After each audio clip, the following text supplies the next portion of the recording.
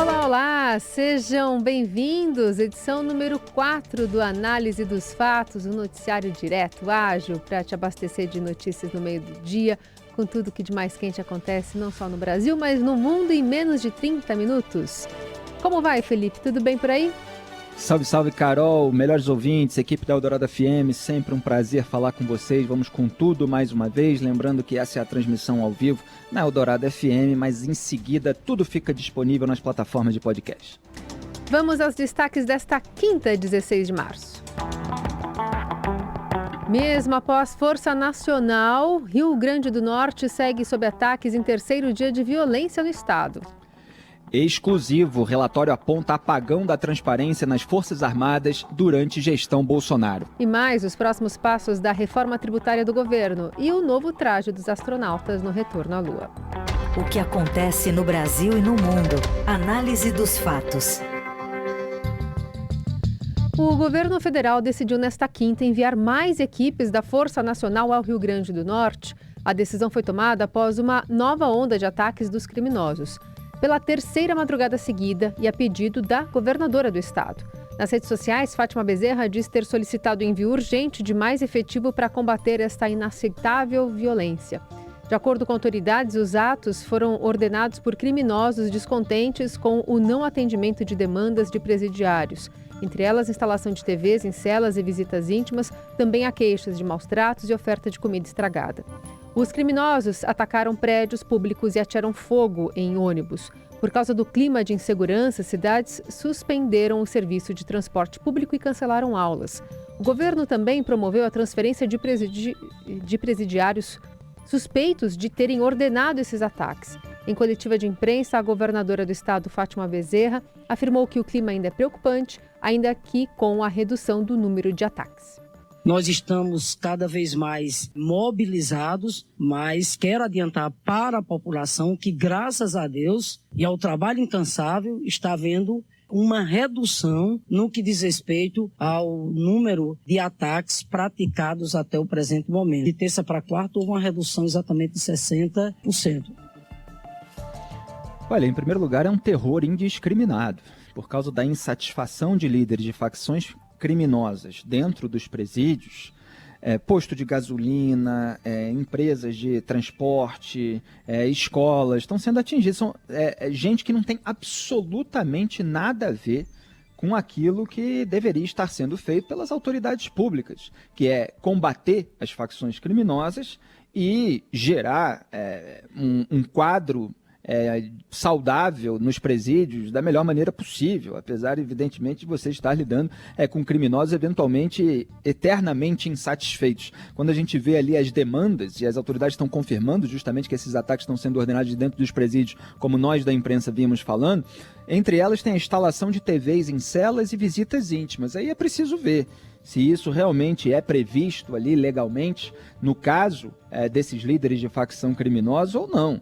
Porque, obviamente, me parece mordomia excessiva para quem é capaz de fazer o que está fazendo. Parece que eles estão querendo privilégios. Agora, também há queixas de maus tratos e oferta de comida estragada. Aí não dá. Quer dizer, os presos também têm ali que ter o mínimo de subsistência e sem, obviamente, haver tortura.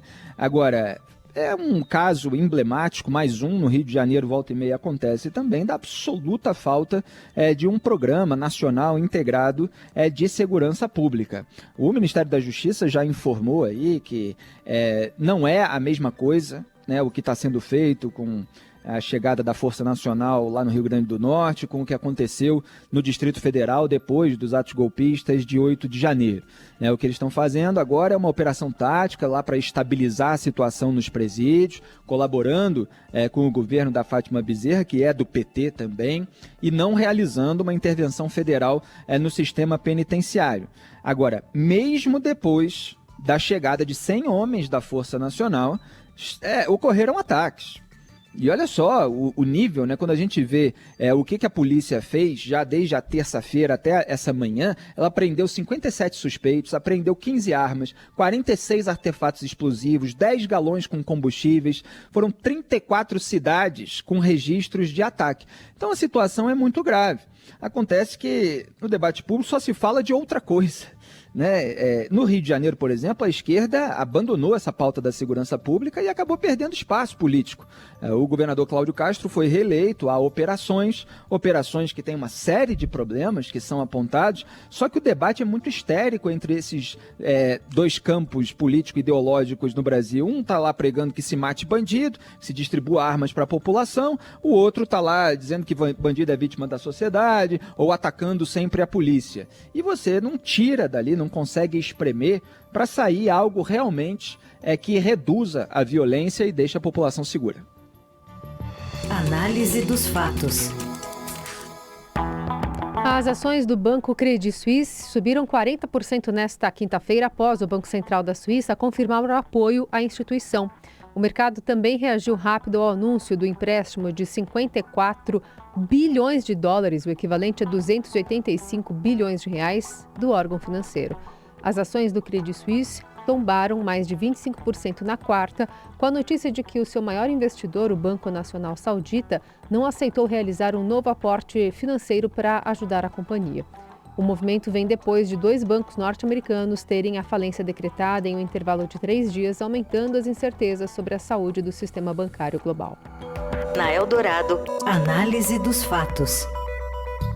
Em entrevista exclusiva ao Estadão, o secretário extraordinário para a reforma tributária do Ministério da Fazenda, Bernard Arpit, afirma que a proposta prevê um sistema contra sonegação e fraude.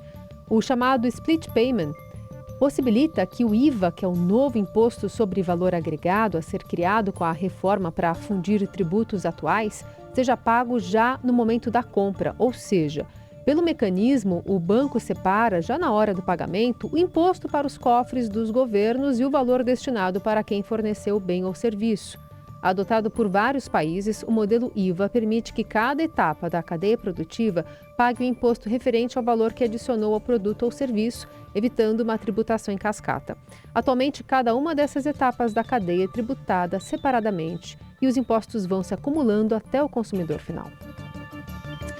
Pois é, o Bernard Arpit, ele vinha pregando justamente essa necessidade de eliminar a cumulatividade, né? Aquela palavra é difícil de pronunciar, que são esses impostos pagos ao longo da cadeia de produção e que não são recuperados. Então isso acaba onerando os investimentos, as exportações, acaba prejudicando o crescimento da economia.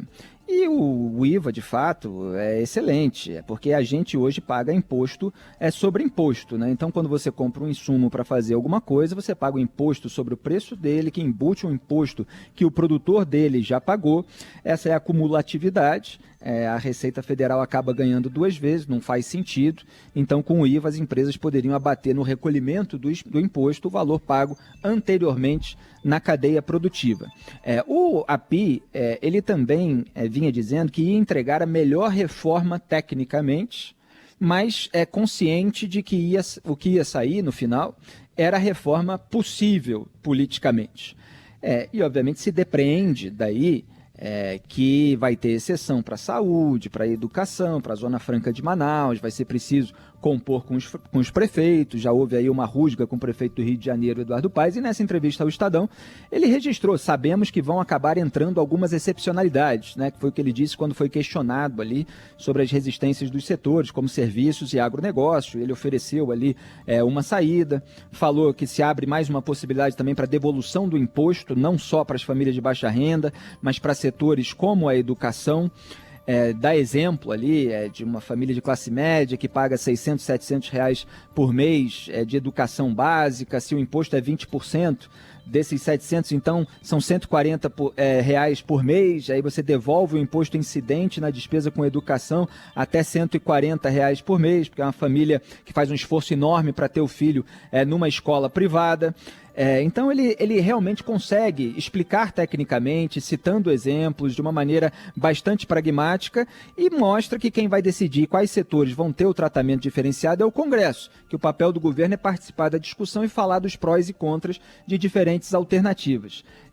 Então ele está fazendo o papel técnico, mas sabe que vai vir muito puxadinho por aí.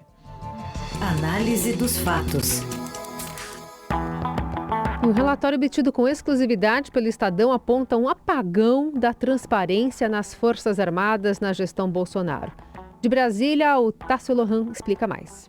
Esse relatório foi produzido durante a transição do atual governo, mas até então ele não havia sido divulgado. A gente entrou com um pedido via Lei de Acesso à Informação, obteve esse documento e agora a gente publica ele em primeira mão. Em síntese, é um relatório que faz uma análise da transparência do governo federal, sobretudo nos últimos 4 anos. Mas nos chamou a atenção justamente essa crítica contumaz à atuação das Forças Armadas ante a Lei de Acesso à Informação. Pedidos simples como informações sobre contratos, sobre licitações, sobre salário de servidores, tudo isso chegou a ser negado pelas Forças Armadas aí durante a última gestão. Eu tenho conversado com especialistas que apontam que concordam com essas críticas do relatório, mas destacam a dificuldade em reverter isso, sobretudo a curto prazo e considerando ainda a disparidade que existe hoje entre a Presidência da República e as Forças Armadas. Inclusive, essa crítica que tem nesse relatório às Forças Armadas, ela foi omitida do relatório final divulgado no ano passado pelo governo de transição. Era um relatório mais geral, de 100 páginas, e que incluía todos os grupos na ocasião, mas essa crítica ela foi omitida desse relatório, foi tratada de uma maneira genérica toda essa análise. Olha, todos os dias nesse programa a gente trata de questões que envolvem, no fundo, o patrimonialismo, que é você tratar aquilo que é público como se fosse privado. Isso acontece na política, a gente está vendo dos dois lados, o escândalo das joias do Bolsonaro, o escândalo na pasta das comunicações do governo Lula com o Juscelino Filho, que tem uma lista enorme que parece ir crescendo a galope, né? Ele tinha até cavalo escondido da Justiça Eleitoral. Você tem agora o orçamento secreto do Lula, né, que já veio do governo Bolsonaro, sofre algumas modificações para continuar como está. E você tem isso também dentro do Exército. Os exemplos citados na matéria são vários, né? O Exército negou acesso a notas fiscais de compras públicas, documentos de pregões eletrônicos, salários de servidores, listas de empresas que firmaram contratos com a Força, pareceres, notas técnicas, processos disciplinares, outros dados básicos. Também há vários exemplos, e o principal deles, né, que a gente já repercutiu muito nos últimos meses, foi o caso do general Eduardo Pazuello, que participou de um ato político que é vedado pelas regras internas do Bolsonaro lá no Rio de Janeiro, e acabou sendo absolvido. E se impôs sigilo sobre aquilo. Agora a CGU do governo Lula acabou liberando, e houve uma alegação ali do comandante do Exército, Paulo Sérgio Nogueira, que tinha sido avisado por telefone sobre a ida do Pazuello ao ato, e aí o militar acabou absolvido no processo. Quer dizer, os dois que deveriam ser punidos. É um absurdo que um comandante, não sei nem se fez isso, mas pelo menos alegou isso, que tudo bem um militar participar de um ato político. Aí depois aparece os militares fazendo essas coisas bastante suspeitas que ainda estão sendo investigadas num escândalo maior, como os atos de 8 de janeiro, e você tem que analisar o precedente, obviamente. Então a transparência é fundamental, mas quando as autoridades públicas brasileiras, não estou falando de todas, né, mas muitas, elas sentam no trono, elas se apropriam ali dos gabinetes, elas acham que aquilo é delas e que elas fazem o que bem entenderem. Não pode ser assim. Você ouve Análise dos Fatos, com Felipe Moura Brasil e Carolina Ercolim. Seguimos com a análise dos fatos para falar agora do governador do Distrito Federal, Ibanez Rocha, que afirmou nesta quarta ser preciso virar a página após ser afastado por 67 dias do cargo na esteira dos atos antidemocráticos do dia 8 de janeiro. Ele fez um pronunciamento no Palácio do Buriti, sede do governo local. Eu recebi o meu afastamento pelas mãos do ministro Alexandre de Moraes com todo o respeito, com toda a paciência. Passei esse período todo com toda a resiliência, sabendo do carinho que a população do Distrito Federal tem por mim, mas eu sabia também da importância de tudo que aconteceu. Então eu estou muito consciente de que nós precisamos virar a página na história da nossa cidade, a página na história do nosso país, e precisamos viver um tempo de paz. O ministro Alexandre de Moraes, do Supremo Tribunal Federal, autorizou ontem a volta de Ibanez ao governo do Distrito Federal. Ele estava afastado por ordem do próprio ministro, sob suspeita de leniência para conter a invasão na sede dos três poderes por manifestantes golpistas em janeiro. O despacho afirma que não há indícios de que Ibanez estaria buscando obstaculizar ou prejudicar os trabalhos investigativos ou mesmo destruindo evidências. O afastamento determinado pelo período de 90 dias venceria em 9 de abril. Olha, uma situação bastante contrastante com a do seu então secretário de Segurança Pública, Anderson Torres, que no depoimento que acabou de fazer ao Tribunal Superior Eleitoral chamou aquela minuta do golpe encontrada na casa dele de texto folclórico, loucura, lixo, Está tentando se descolar de todos os elementos negativos que possam ser usados para sua eventual punição. O Ibanez conseguiu voltar para o cargo e chega a ser engraçado o discurso. Não, recebi com muita paciência, entendo perfeitamente, excelência, é isso aí, não tenho responsabilidade, vamos em frente, vamos virar a página. Ele não quer, obviamente, mais qualquer tipo de problema com a justiça. Agora, o despacho está lá dizendo que não se encontrou indício de que ele estaria buscando obstaculizar. Isso diz respeito à esfera penal. É bom deixar claro, porque responsabilidade política e moral não tem como não ser apontada. Então, o Ibanez ele poderia ter tido uma postura muito mais proativa para evitar aquilo que aconteceu no dia 8 de janeiro desse ano. Por quê? No dia 12 de dezembro já tinha rolado aquele incêndio em 8 veículos, um deles um ônibus, em reação à prisão de um indígena que estava lá acampado na frente do quartel da turma bolsonarista, pregando intervenção. Então já houve atos de vandalismo. No dia 24 de dezembro houve a tentativa de explodir um caminhão-tanque nos arredores do aeroporto de Brasília. Houve uma escalada, portanto, criminosa, como foi apontada pelo Moraes, e de modo que poderia haver ainda mais conflitos, mais invasões, momentos de tensão. O governador precisava estar preparado. Essa alegação de que não recebia devida inteligência, devida informação sobre a magnitude daquele movimento, um monte de pessoas se aproximando dos três poderes com aquela pauta, demandavam atitudes. Agora, ele eventualmente vai pagar o preço desse desgaste, se pagar, nas urnas, etc., porque parece que não foi encontrado nada contra ele na esfera penal. Análise dos fatos. E adivinha quem foi reeleito presidente da FIFA? Fala, Morelli.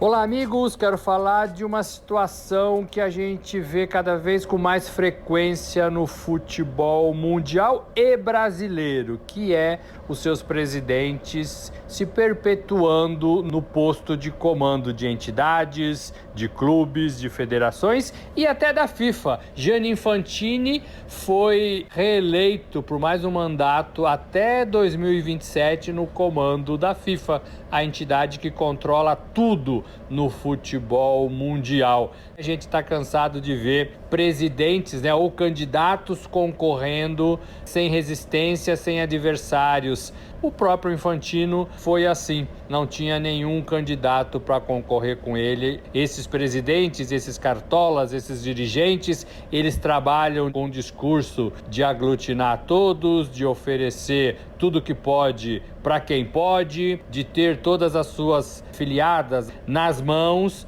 e aí eles vão comandando o futebol como bem querem. O próprio Infantino disse que a sua missão ainda não acabou, ele está abrindo fronteiras, expandindo o futebol mundial. A Copa do Mundo, a próxima, em 2026, por exemplo, vai ser realizada em 3 países, Canadá, Estados Unidos e México, e os países participantes, que eram 32, agora vão passar a ser 48. Então ele abre fronteiras nesse sentido, alegra e satisfaz todo mundo, e aí ele não tem resistência nenhuma. Hoje ele foi aplaudido na sua reeleição. É isso, gente. Falei, um abraço a todos, valeu! Pois é, o Infantino é um suíço italiano que sucedeu ali o Joseph Blatter E está lá no poder desde 2016, é muito tempo, já são 7 anos. Como aconteceu na CBF aqui, que o Ricardo Teixeira, cheio de escândalo nas costas, depois foi alvo de investigação, de operação, ficou muito tempo no poder. Quanto mais tempo no poder, maior a chance de escândalo, e a FIFA tem um histórico muito sujo, apontado inclusive pelo recente documentário FIFA Uncovered, né? Tomara que isso mude e que não haja tantas suspeitas, por exemplo, sobre os processos para escolha do local da Copa do Mundo, como aconteceu no caso da Rússia, no caso do Catar, no caso até, lamentavelmente, do Brasil. Em entrevista exclusiva ao Estadão, a defesa do jogador Robinho afirma que atuará em pelo menos 2 frentes.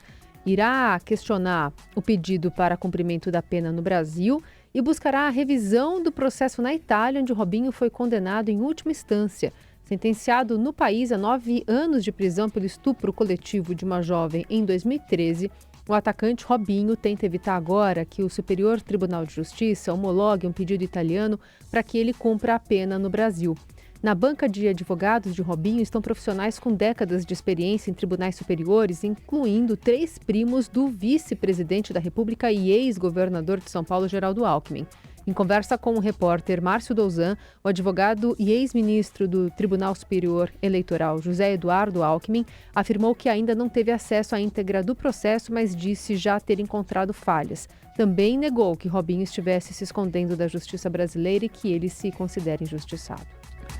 Tem muito dinheiro, né? Quem tem muito dinheiro, no Brasil principalmente, tem advogados influentes, poderosos, olha aí, 3 primos do vice-presidente da República, Geraldo Alckmin, para defender até o último recurso possível, para apontar ali falhas processuais, que já parece que é isso que está acontecendo, porque parece que está muito difícil refutar as provas que levaram à condenação dele pela justiça italiana. Um estupro coletivo, ele e mais 5 amigos contra uma moça, né, num bar em que ela comemorava ali o seu aniversário, né, um episódio absolutamente asqueroso. Agora ele vai tentar usar de todo o poder econômico que tem e eventualmente político, em termos de influência, para tentar minimizar esses danos. Mas tem mais que passar uma temporada na cadeia. O que acontece no Brasil e no mundo. Análise dos fatos. Acompanham diariamente. Pois é, mas até a NASA foi pega de surpresa nessa caminhada que foi cancelada porque não tinha traje adequado para a mulher, né? Apesar de ser uma exceção à regra desse planejamento todo. Exatamente, Carol. Muito bem observado, e as mulheres merecem toda a atenção aí, tomara que haja essa evolução nesse sentido, que elas participem cada vez mais aí do estudo do espaço sideral.